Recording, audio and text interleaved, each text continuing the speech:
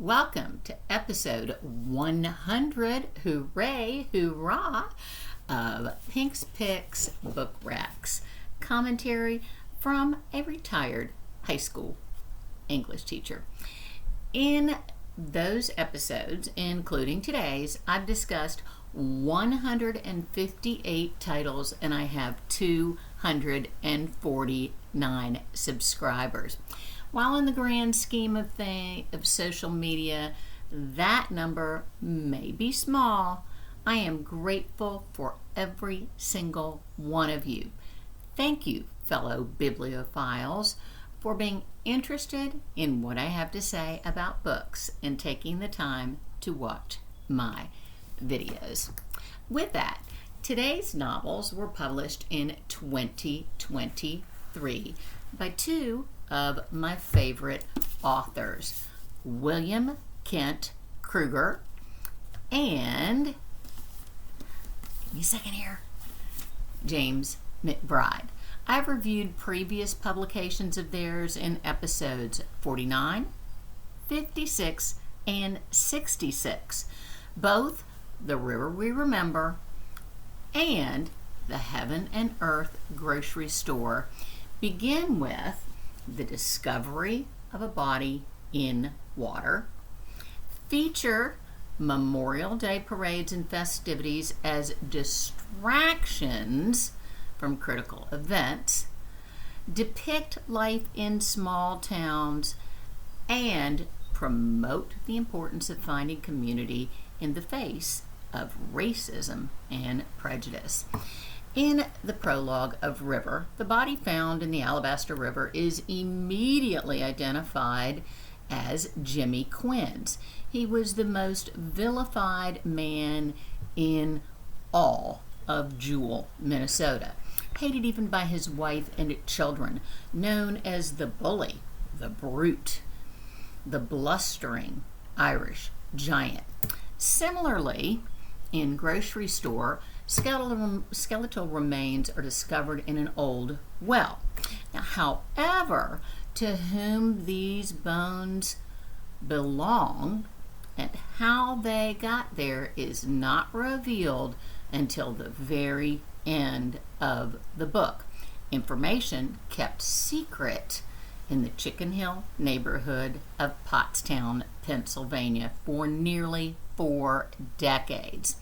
In 1958, when River is set, Memorial Day was still referred to as Decoration Day, and like many rural communities, Jewell took its holidays seriously.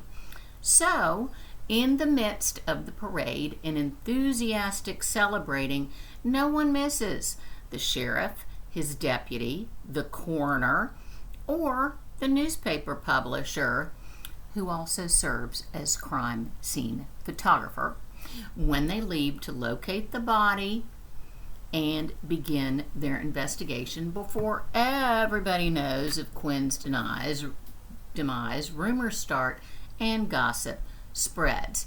This scene, reinforced by Sheriff Brody Dern's directive, go into town and find Deputy Fielding. Tell him to bring a body bag and his pickup so we can haul Quinn back to town, and don't say anything to anybody else.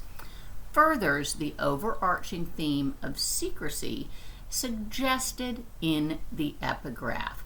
3 things cannot be long hidden: the sun, the moon, and the truth, attributed to Buddha. Meanwhile, in Grocery Store, the 1936 Memorial Day Parade, with its requisite speeches, barbecue, beer, and fireworks, were enjoyed by almost all of the WASPs in Pottstown, which allowed the blacks and the Jews, without notice, to surreptitiously right several egregious wrongs previously committed without compunction by event attendees.